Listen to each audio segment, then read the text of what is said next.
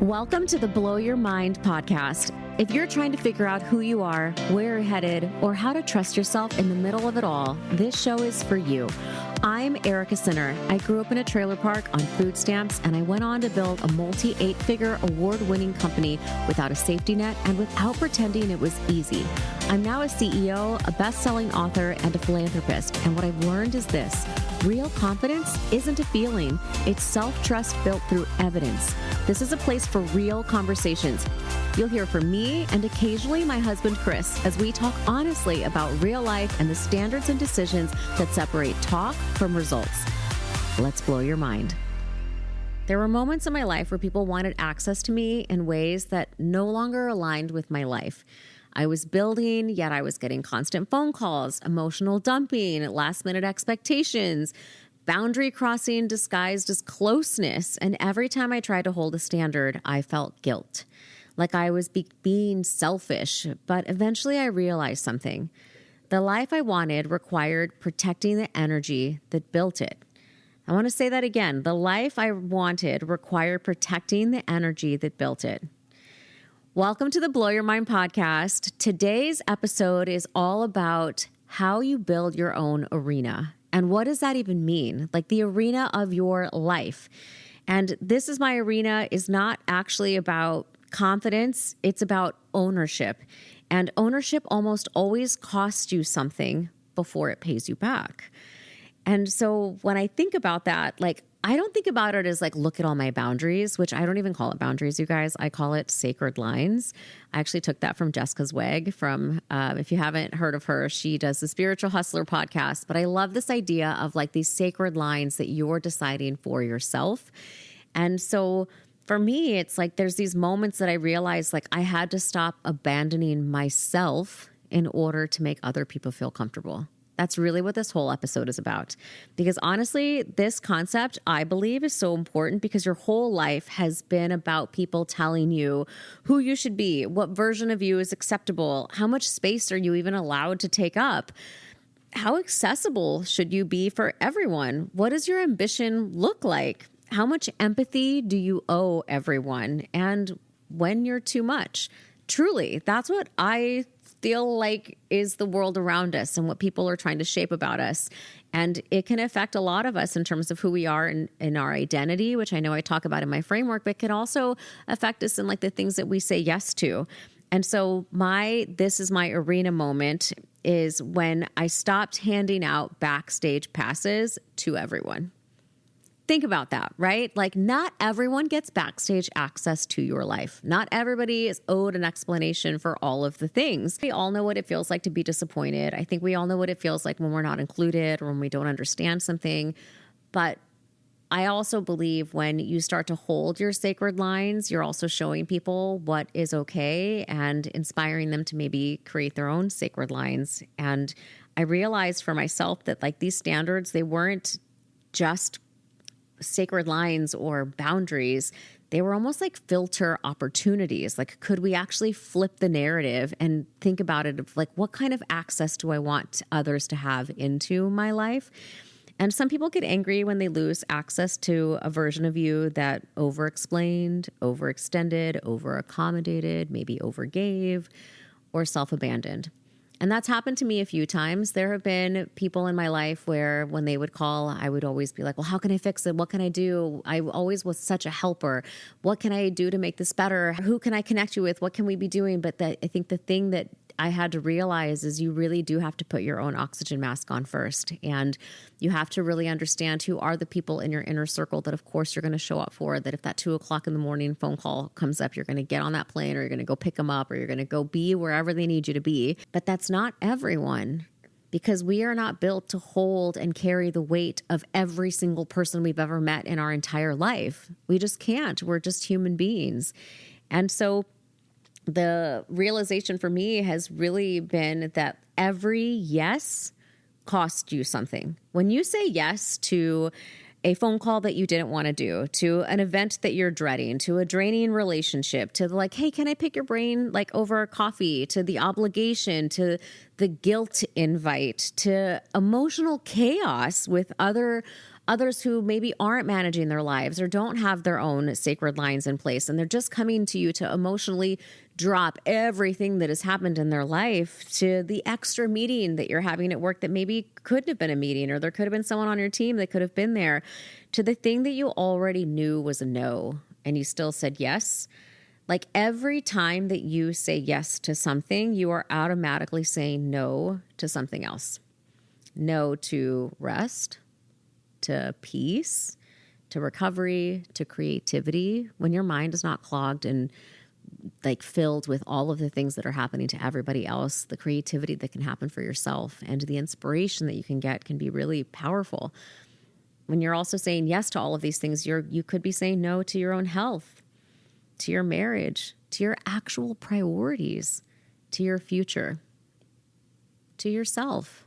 I thought it was important to do an episode around, what does building your arena look like? And I talk about this like with my family, with my friends, with my coworkers, with business partners.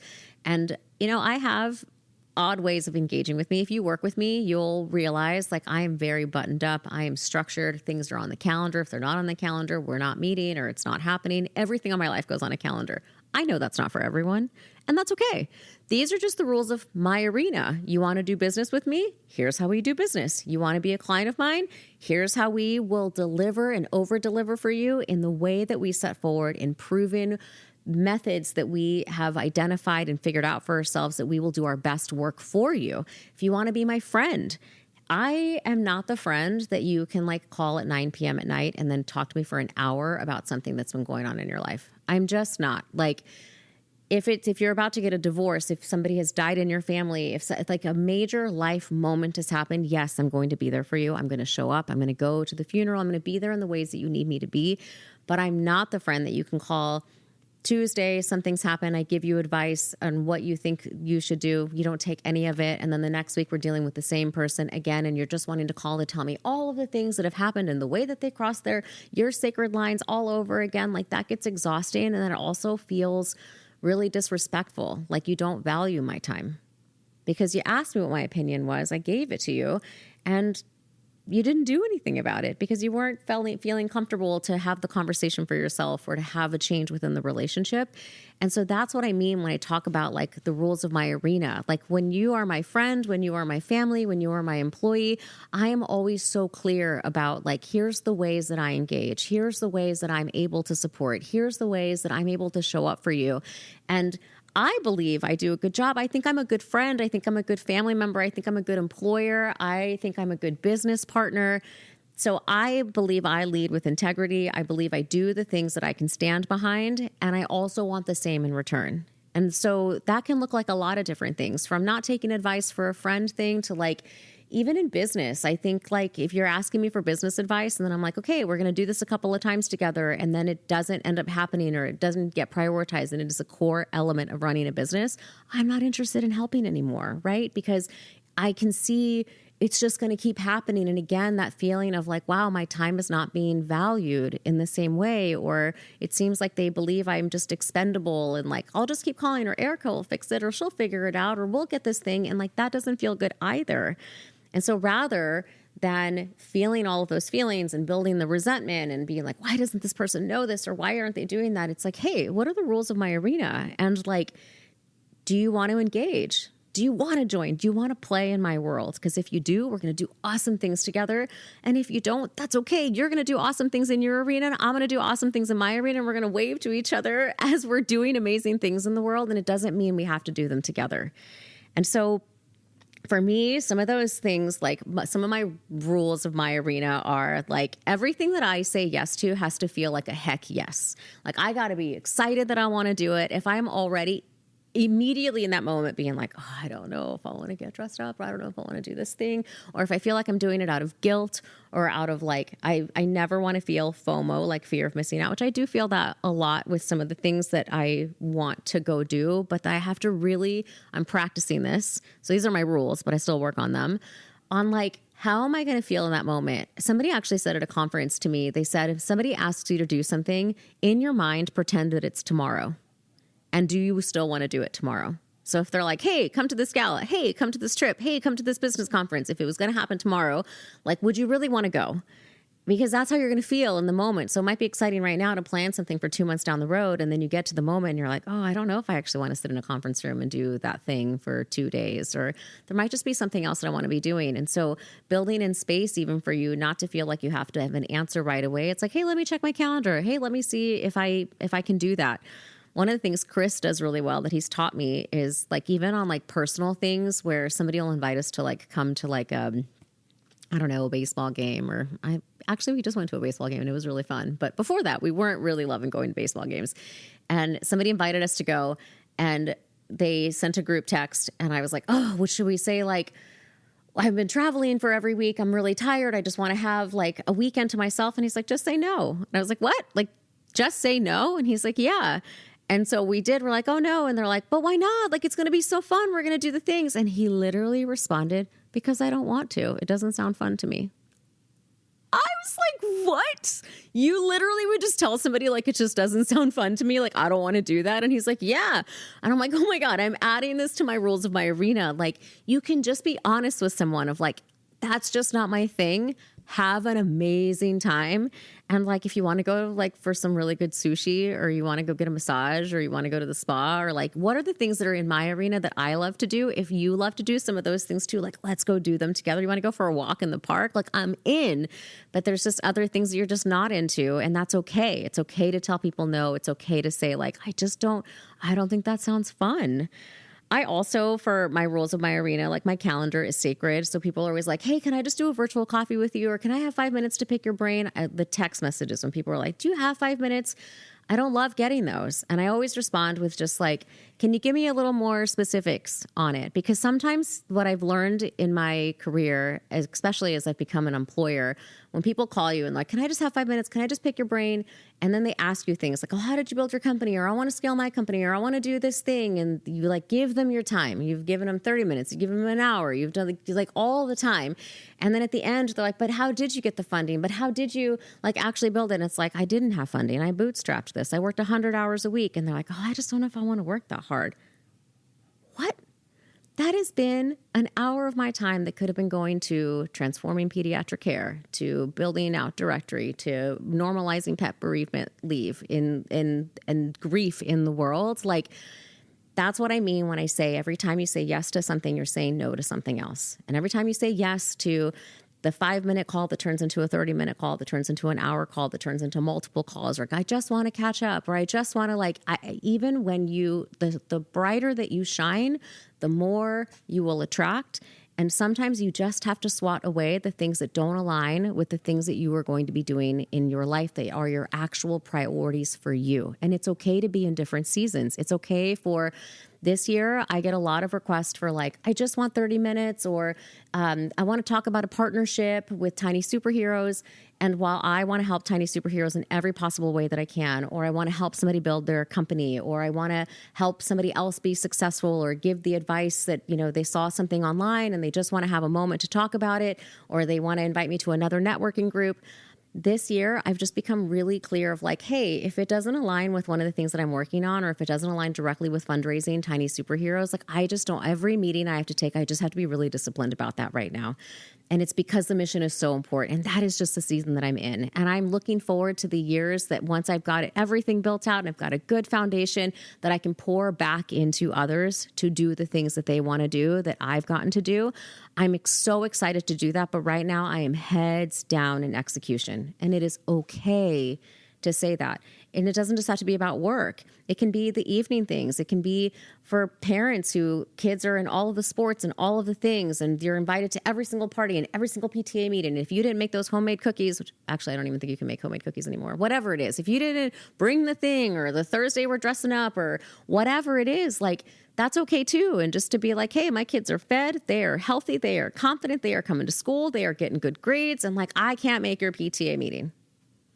That's okay. And to not feel like you've got the shame or the eyeballs of like all of the other parents who are like, well, they're not chipping in. Well, they're not doing it. They must not care about their child's education, or whatever it is. Like, it's such an interesting thing that happens, the judgment that we get from other people, and that we listen to even too. And I think that is why it is so important to establish what the rules are of your arena and how you are going to play. And they might change year to year, quarter to quarter, season to season.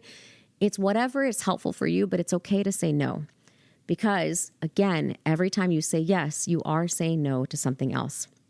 Some of the other rules for my arena are if somebody constantly drains me, guilts me, destabilizes me, like every time that I talk to somebody, if afterwards I'm like, that was a lot. Or like, man, I just feel like unsettled. Or like, man, all they did was talk about somebody else. Or all they did was like complain about whatever. Like, not that I'm saying relationships have to be transactional, but they do have to add meaning to each other. There has to be equal value being exchanged back to each other, a meaningful connection between the two human beings that are together. If one person is always draining you, like I actually every year go through like the people that are in my life and like, I'm like, are they adding or are they taking away? Do I want to spend more time? Do I want to spend less time? And I know that might sound harsh, but it is so important for your own mental health, for your own well-being, for your own family, for your own priorities in your job, in your life, in everything to do that. Because some people are just in your life for a season. And that's okay. And some are people in your life for certain lessons. And you're going to find those special humans who are like lifelong relationships. And those are extra special. And you hold on to those closely. But it's also really evaluating like who is draining you? Who is bringing you up? Who is making you want to be better? Who's inspiring you to do the things? And I'm not saying it has to be like toxic positivity. There are going to be times that things are not great. I'm saying, look, what I'm looking at, who is constantly draining, guilting, destabilizing you. I also don't let urgency from others become my urgency. It's that whole like your emergency is not now, like your poor planning is not now my emergency. And we have a lot of things within Directory, within Tiny Superheroes in terms of process and things that we are doing. Even on the personal side, if people call and they need a loan or they're asking for help on certain things, like it's like if I have time and capacity and it is a yes, I want to do this, I will do it. But if it is not that, it's like, hey, I'm doing a lot to do good in the world and I love my people and my family and my friends. And like, this is just not a good time for me right now. It is okay to say that too. I also don't shrink my ambitions to preserve other people's comfort. So that's an interesting thing that has been happening in my life when I talk about things or when I say like, oh, I'm so nervous of like to be like on the news tomorrow. And somebody's like, I don't even know why you put yourself in those situations. And it's like, because I love the adrenaline in my veins. I love being scared of something and then afterwards being like, I did it. I did that. Like the high that comes after doing things that you were scared to do feels amazing. And so even if other people would never do that for themselves, I still do it for me because it's important to me. And it's something that those are the rules of my arena. I want to play big. And as long as they're not telling me to play small, like they're still in my arena, but like I don't shrink my ambitions or the things that I want to do in the world. I also don't do surface level relationships. I just don't want to be talking about the weather. And I don't want to be talking about like, well, what did you do this weekend? Like that's always the thing that we ask. I want to talk about real stuff. I want to talk about like what's going on with you and like what are your dreams and what are you going after and what's your contribution to the world in your lifetime? And if you don't have one, if you're just like, oh, I'm just here enjoying life, like then we're probably not cut out to be friends because I'm probably going to exhaust you. Honestly, like I'm probably going to exhaust you. And that's another thing for myself that I had to learn is like, just like cilantro, where like physically some people like eat it and taste soap and they'll never in their life ever like it. I could be cilantro for somebody and that's okay. That's really okay. The goal is not to be liked and loved by everyone. It is to find who your people are and then bring them into your arena and like do amazing things together. The last rule that I wanted to share in my arena is that love does not equal unlimited access. And I want to say that again. Love does not equal unlimited access. Just because you love someone, you care about them, you want them to be good in the world and in life, like does not mean that they get to be in all of your things. They get to hear all of the stuff that's going on, that they get to hear, you know, things that are going on in your life. Like you get to choose who you want to share things with and who you want to not share things with. And that's okay. And that goes for family too, which can be hard because people think like, well, family, blood is thicker than water. Like they're supposed to know all of the things. And I don't subscribe to that. I think for me, it's really knowing that being empathetic, I talk a lot about empathetic leadership, empathetic cultures and leadership, but being empathetic does not mean everyone gets backstage access to your life. Not everyone deserves front row seats. Not everyone gets locker room access. Not everyone gets to help shape the results of what you are doing. And you don't have to be in my arena, and people don't have to be in your arena, and that's okay. And the older I get, the more I realizing protecting your arena is not arrogance, it's stewardship of your life, of what you want to do. And so I know every episode we do a mind blown moment. And so my mind blown moment this time is just to say that I think most people think standards or boundaries or my sacred lines, that they cost you connection, but they don't. The mind blown moment is that it actually costs you yourself. I want you to think about that, and I want you to sit with that, because every major breakthrough in my life came after disappointing someone who benefited from the old version of me.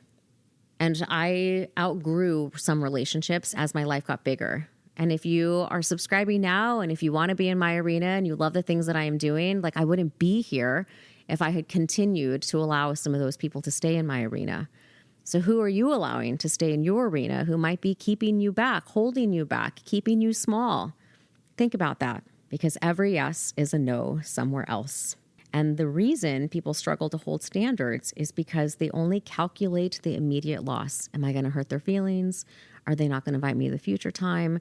If I say no, person might be disappointed. But what everyone fails to calculate is like, what is the yes costing me? That is the hidden math. And so today in our challenge, I want to leave you with this. I want to end with self-reflection, not just inspiration. So what have you been saying yes to that is costing you yourself? Or maybe another question would be like, where in your life are you giving access out of guilt instead of alignment? So I would say a practical challenge this week, if those two questions, sitting with them and thinking about them, is for 1 week, truly, this next week, next 7 days, for 1 week before saying yes to anything, pause and ask, if I say yes to this, what am I automatically saying no to? Your arena is built by what you protect, not just what you pursue. So take care of you. I can't wait to hear how you're building your arenas and see all of the magic that happens within each one of them. I hope you enjoyed this episode. I'll see you next time. Thanks for listening to the Blow Your Mind podcast. If something you heard today stayed with you, that's your cue. Apply one idea. Keep one promise to yourself this week, because that's how you blow your mind. If this helped you build proof, shift your identity, or have an aha moment, share your receipts on Instagram and tag me at Erika_Sinner. Leave a review wherever you're listening so more people can find this work and blow their minds too. I'll see you next time.